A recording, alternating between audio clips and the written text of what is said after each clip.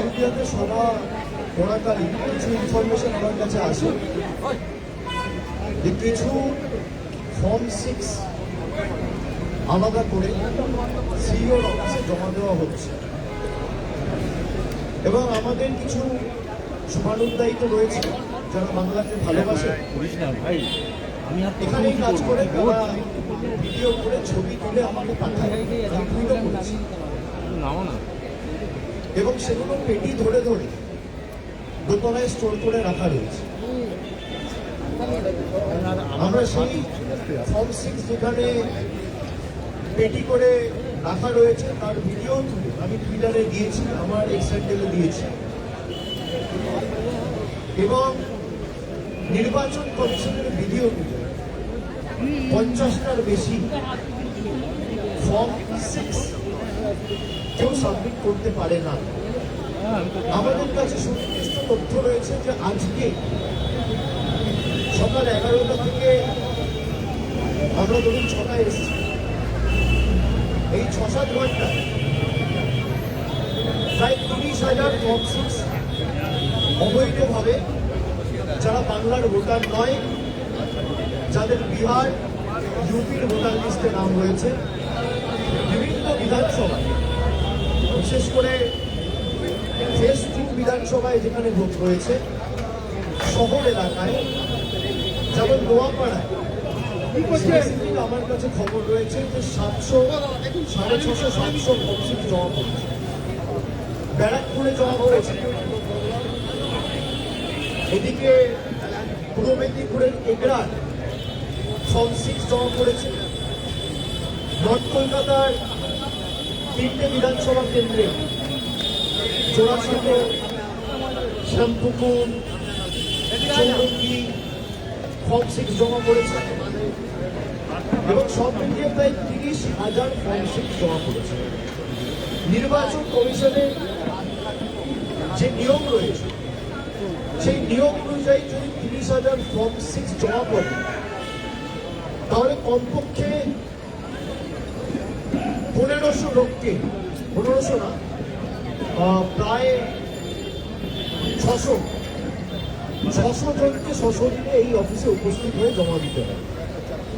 একজন যদি 50টা ফর্ম জমা দেয় তাহলে 30,000 ফর্ম হলে 600। তো আমাদের প্রথম দাবি, আমরা সিইওকে বলেছি যে আপনারা আজকের বেলা 12টা থেকে 11টা থেকে সন্ধ্যে 6টা অবধি আর যদি পারেন পুরো 24 ঘন্টা সিসিটিভি ফুটেজ রিলিজ করে দেয়, তাদের দুধটা দুধ পানিটা পানি হয়ে যায়, কে কত ফর্ম 6 জমা দিয়েছে। আমরা যে দাবিগুলো তুলেছি ওনার কাছে সদুত্তর ছিল না, উনি বারবার এই দাবিগুলো এড়িয়ে গেছে। ফর্ম 6 আলাদা করে সিইও জমা দিতে পারে না। আমাদের কাছে একটা চিঠি রয়েছে যে একটা বিজেপির একটা বিএলও 1 করেছে, তার নাম হচ্ছে কুন্দন সিং। সেখানে তিনি লিখেছেন appeals may be disposed of prior to the last day of nomination. appeals অর্থাৎ সুপ্রিম কোর্টের যে গাইডলাইন রয়েছে সেখানে স্পষ্টত বলা রয়েছে আন্ডার অ্যাডজুডিকেশন যে কেসগুলো রয়েছে, যেগুলো জুডিশিয়াল অফিসাররা নিষ্পত্তি করেছে, সেগুলো না ডিইও না সিইওর কাছে অ্যাপিল যাবে, সরাসরি অ্যাপিলেট ট্রাইব্যুনালে যাবে। সিইওর অফিস বা ডিইওর অফিস কোনো মতে অ্যাপিল জমা নিতে পারে না। এই পুরো প্রক্রিয়াটা অবৈধ।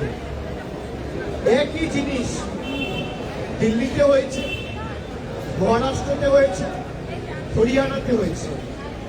আমি ডিসেম্বর মাসে যখন নির্বাচন কমিশনের সাথে দিল্লিতে চিফ ইলেকশন কমিশনার এবং ফুল বেঞ্চের সাথে আমরা সময় চেয়েছিলাম, দেখা করতে গেছিলাম, আমি 31শে ডিসেম্বর দিল্লি থেকে বলেছিলাম যে ভোট চুরি ভোটার লিস্টে হচ্ছে, ইভিএম এ নয়।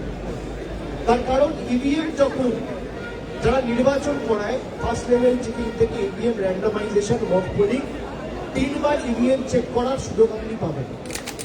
কিন্তু এই যে ভোটার লিস্টে চুরি হচ্ছে, দিল্লিতে বিজেপির একজন প্রতিমন্ত্রী তার অফিসিয়াল বাড়িতে বাংলোতে বিহারের 27 জন ভোটারকে অ্যাড করেছে।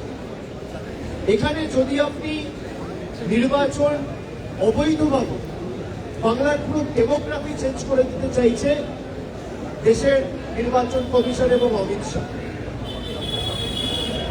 এই যে এরা এসে বলে মমতাদি বাংলার ডেমোগ্রাফি চেঞ্জ করে দিয়েছে।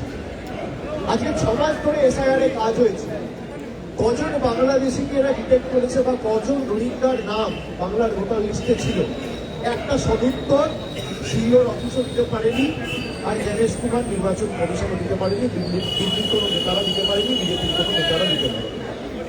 কিন্তু বাংলাকে 1 বছর ধরে বাংলাদেশি বাংলাদেশি বাংলাদেশি বলে বাংলার মানুষকে দাগিয়ে দেওয়া হয়েছে, আমাদের আখ্যায়িত করা হয়েছে। যে অমিত মালব্য দিল্লি পুলিশের সার্কুলার করে টুইট করে বলেছিল বাংলা বলে কোনো ভাষা নেই, বাংলাদেশি ভাষা, সেই অমিত মালব্য আজকে ফোন করে সিইওকে প্রেসার দিয়ে জোর জবরদস্তি ফর্ম সিরিজ জমা করিয়েছে। বাংলার ডেমোগ্রাফি যদি কেউ চেঞ্জ করে, বিজেপি চেঞ্জ করছে। যারা বাংলায় থাকে না, যাদের বাংলার সাথে কোনো সম্পর্ক নেই, এরকম হাজার হাজার ভোটার যারা বিহারের শেষ নির্বাচনেও ভোট দিয়েছে, যারা বিহারে থাকে, বিহারে বসবাসকারী, বিহারে তাদের ঘর বাড়ি বিহারের ভোটার লিস্টে নাম রয়েছে, জোর জবরদস্তি বিহার উত্তরপ্রদেশ থেকে লোকেদের বাংলায় ঢোকানো হচ্ছে। কোথাও 500, কোথাও 1000, কোথাও 1200, কোথাও 600, কোথাও 700 ধরে বাংলার ডেমোগ্রাফি চেঞ্জ করে দেওয়া হচ্ছে। বাংলার ডেমোগ্রাফি যদি কেউ চেঞ্জ করে, ইলেকশন কমিশন চেঞ্জ করছে। মুখ্য নির্বাচনী আধিকারিক জ্ঞানেশ কুমার চেঞ্জ করছে। আপনি নিয়ম অনুসারে 50-এর বেশি ফর্ম 6 জমা দিতে পারেন।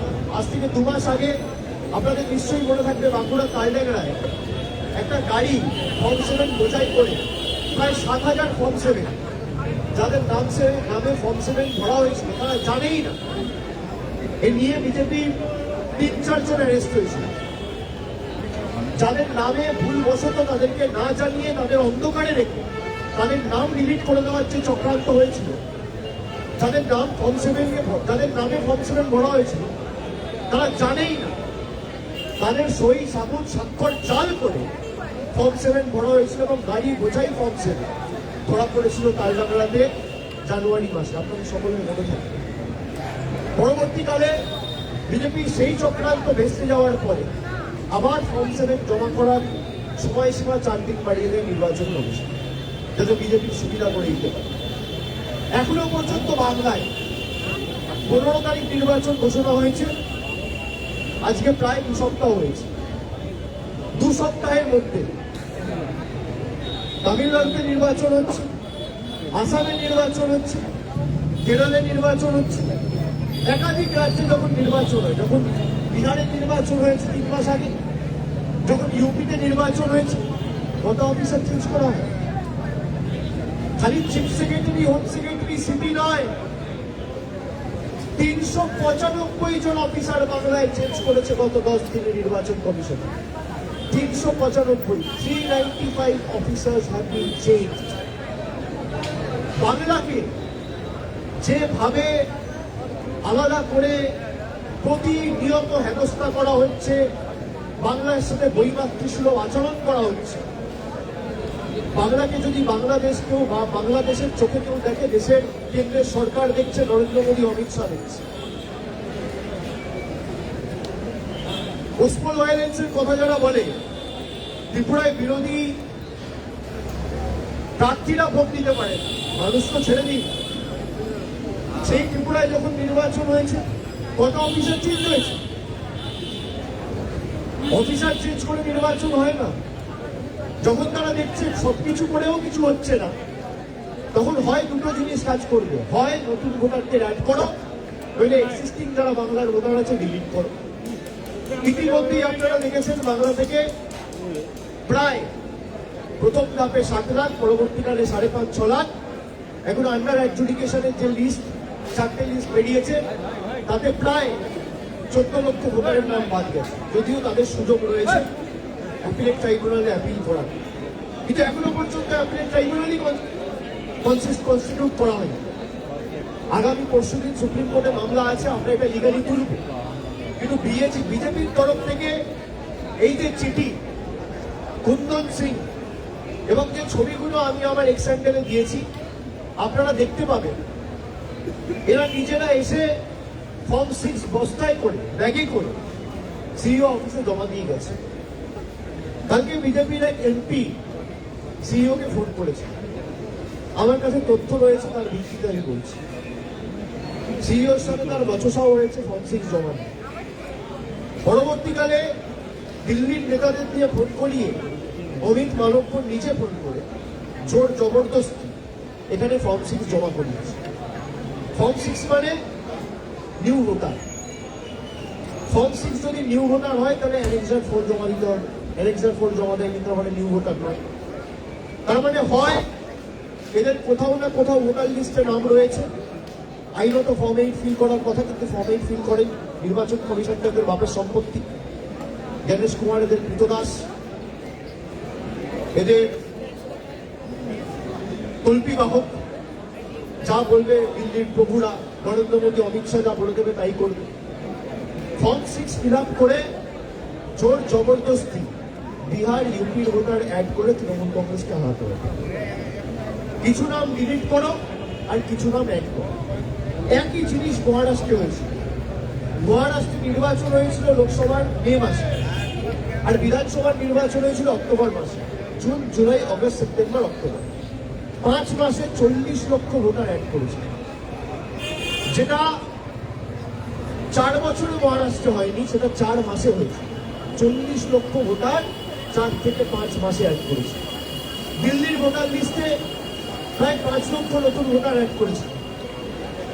এইভাবেই তো অরবিন্দ কেজরিওয়ালকে হারিয়েছে, এইভাবেই হরিয়ানা বিজেপি দখল করেছে। মানুষ ভাবে বিজেপির কাছে কি জাদুবাতি আছে, বিজেপি দিচ্ছে। নির্বাচন কমিশন বিজেপিকে দেখাচ্ছে, নির্বাচন কমিশন ফোন করে বলে দিচ্ছে। আজকে একমাত্র বাংলা যেখানে লজিক্যাল ডিসক্রিমিনেন্সি নামে একটা আলাদা বস্তু তৈরি করে দেওয়া হবে। অমিত শাহ দুদিন আগে একটা সংবাদ মাধ্যমে সাক্ষাৎকার দিতে গিয়ে বলেছেন, बंगाल में खाली दिक्कत क्यों हो रहा है, बाकी तो कहीं नहीं हो रहा है। बंगाल में इसलिए दिक्कत हो रहा है क्योंकि लॉजिकल डिस्क्रिमिनेंसी और कहीं की आप बंगाल में नहीं, बंगाल में लगा। बंगाल की 1 करोड़ 20 लाख लोगों को आप लॉजिकल डिस्क्रिमिनेंसी में डाल के रखे और जोर जबरदस्ती उनका नाम काटने का प्रयास किया गया। दिक्कत इसलिए बंगाल में हो। केरलाয় लॉजिकल डिस्क्रिमिनेंसी বলে কোনো বস্তু নেই। বিহারে নির্বাচন হয়েছে 3-4 মাস আগে, লজিক্যাল ডিসক্রিমিনেন্সি বলে কোনো বস্তু ছিল। গুজরাট, উত্তরপ্রদেশ যেখানে এসআইআর হচ্ছে, লজিক্যাল ডিসক্রিমিনেন্সি বলে কোনো বস্তু নেই, একমাত্র বাংলার ক্ষেত্রে হয়েছে। এরা কখনো দোষ দিচ্ছে ইআরওকে, কখনো দোষ দিচ্ছে বিএলও। ট্রেনিং হয়েছিল বিএলওদের। এই কারণেই তো আমরা অপরিকল্পিত এসআইআর এর বিরোধিতা করেছি, যে আপনি 2 বছর ধরে সবাই নিয়ে এসআইআর করুন। আজকে যে 200 লোক মারা গেছে, যারা আত্মঘাতী হয়েছে, এই মৃত্যুর দায় কার? অমিত শাহ, দেশের প্রধানমন্ত্রী এবং chief election commissioner Ganesh Kumar, তার সাথে সাগরেত রয়েছেন এখানকার সিইও। 200 জন মারা গেছে, তাও এদের লজ্জা নেই। দেশটাকে কার্যত পৈতৃক সম্পত্তি বানিয়ে দিয়েছে। সুপ্রিম কোর্টের গাইডলাইন মানে না। সুপ্রিম কোর্ট বলে দিচ্ছে কোন রকম যেও যে কেসগুলো জুডিশিয়াল অফিসাররা যে কেসগুলো নিষ্পত্তি করেছে কোন রকম অ্যাপিল গ্রহণ করা হবে। তারপরেও সিইওর অফিসে অ্যাপিল জমা দেওয়া হচ্ছে। সুপ্রিম কোর্টকে বুড়ো আঙুল দেখাচ্ছে ইলেকশন কমিশনার সিইওর অফিস। বাংলার মানুষ দেখুন, আজকে হাতে নাতে আমরা ধরেছি যাদের নাম আজকে জমা করেছে। ফাইনাল লিস্ট যখন বেরোবে বাড়ি বাড়ি গিয়ে আমাদের লোকেরা দেখবে। আর যদি অবৈধভাবে কেউ ভোট দিতে আসে, যার বাংলার সাথে কোনো যোগাযোগ নেই, যার বাংলার সাথে কোনো লিঙ্ক নেই, বাংলায় কোনোদিন থাকেনি, বাংলায় তারা বসবাস করে না, কারোর বাড়ি বিহার, কারোর বাড়ি রাজস্থান, কারোর বাড়ি গুজরাট, কারোর বাড়ি উত্তরপ্রদেশ, 500-700 করে ভোটার অ্যাড করা হচ্ছে। এদের প্রতিরোধের রাস্তা বেছে নিয়ে বাংলার মানুষ সঠিক জবাব নির্বাচনের দিন দেবে। বাংলাকে ইউপি, বিহার বিজেপি বানাতে চায়। এই যে বলছে পরিবর্তন দরকার, বিজেপি এই পরিবর্তন বাংলায় চায়। ডেমোগ্রাফিক চেঞ্জ, যেখানে দুর্গাপুজো হবে না, রামনবমী হবে, যেখানে ধর্ম অস্ত্র নিয়ে হবে, যেখানে রাজনীতি ধর্ম নিয়ে হবে, অন্ন বস্ত্র বাসস্থান নিয়ে নয়। এই পরিবর্তন বিজেপি চায়। বিজেপি এই পরিবর্তন চায় যেখানে আপনি মাছ খাবেন না মাংস খাবেন, বিজেপির দিল্লির নেতারা ঠিক করে দেবে, বিধান দেবে। এই পরিবর্তন বিজেপি বাংলায় চায়। বিজেপি এই পরিবর্তন বাংলায় চায় যেখানে সুপ্রিম কোর্টকে বুড়ো আঙুল দেখিয়ে সিইও অফিসার চিফ ইলেকশন কমিশনারকে নিজেদের কৃতদাস বানিয়ে বাংলার ডেমোক্রেসি চেঞ্জ করতে চায়। এই পরিবর্তন বিজেপি চায়। এরা যদি বাংলার পরিবর্তন চাইতো, বাংলাকে হাতে মারত না, বাংলার 2 লক্ষ কোটি টাকা আটকে রাখতো না। আমি প্রত্যেক সবাই গিয়ে বলছি, যদি 10 পয়সার প্রমাণ এরা দিতে পারে 5 বছরে বাড়ি আবাস যোজনা বা গ্রাম সড়ক যোজনা বা 100 দিনের টাকায় দিয়েছে, তৃণমূল কংগ্রেস 291টা প্রার্থী প্রত্যাহার করে দিয়েছে, ঠিক প্রমাণ। এরা বাংলায় পরিবর্তন চায় না। বাংলার মানুষের জীবনে ইতিবাচক পরিবর্তন এরা চায় না। এরা পরিবর্তন চায় যেখানে দিল্লির লোকেরা বলে দেবে আর বাংলার লোকেরা, বাংলার বিজেপির নেতারা কৃতদাসত্ব করবে। যেখানে একটা লাইট লাগাতে গেলে, একটা টিউবওয়েল লাগাতে গেলে 100 মিটার রাস্তা করতে হলে বিজেপির দিল্লির নেতাদের ছাড়পত্র আনতে হবে। যেখানে দুর্গাপুজো করতে গেলে নরেন্দ্র মোদীর অনুমোদন নিতে হবে।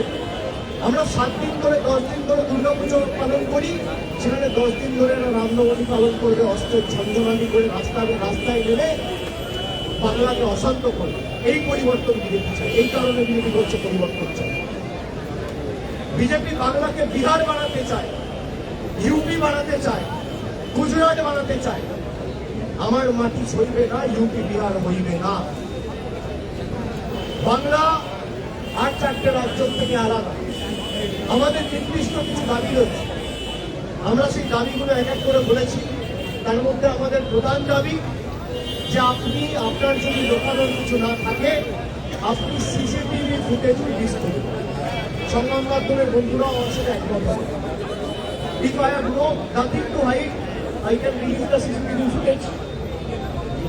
আমার যদি কিছু লোকানোর না থাকে, আমি রিলিজ করে দেবো। যে আমার যদি 30,000 ফর্ম জমা করবে, যদিও তারা বলছে 30,000 জমা পড়েনি, 8,000 10,000 জমা পড়েছে, তাই যদি আমি তাদের কথাকেই যদি ঠিক মানি, তাহলে 10,000 ফর্মও যদি জমা পড়ে, তাহলে কমপক্ষে 200 লোককে আসতে হবে। 50 টাকার ফর্ম যদি একজন জমা করে, 200 লোককে ঢুকেছে আর হাতে ফর্ম নিয়ে জমা দিয়েছে, তার প্রমাণ সিও দপ্তর থেকে রিলিজ করে দেওয়া হোক, সিসিটিভি ফুটেজ রিলিজ করে দেওয়া হোক যে 200 জন এসছে, এইটার চেহারা, এইটার ছবি, এইটার হাতে ফাইল ছিল, সিভিক সেকশনে জমা দিয়েছে, একজন দাঁড়িয়ে গেছে। আমি চ্যালেঞ্জ করছি, যাদের নাম জমা পড়েছে এই লিস্ট পাবলিক করা হোক যে কাদের নাম জমা পড়েছে। আপনারা দেখবেন আমার চ্যালেঞ্জ, এদের প্রত্যেকের নাম বিহারের ইলেকটোরাল লিস্টে রয়েছে।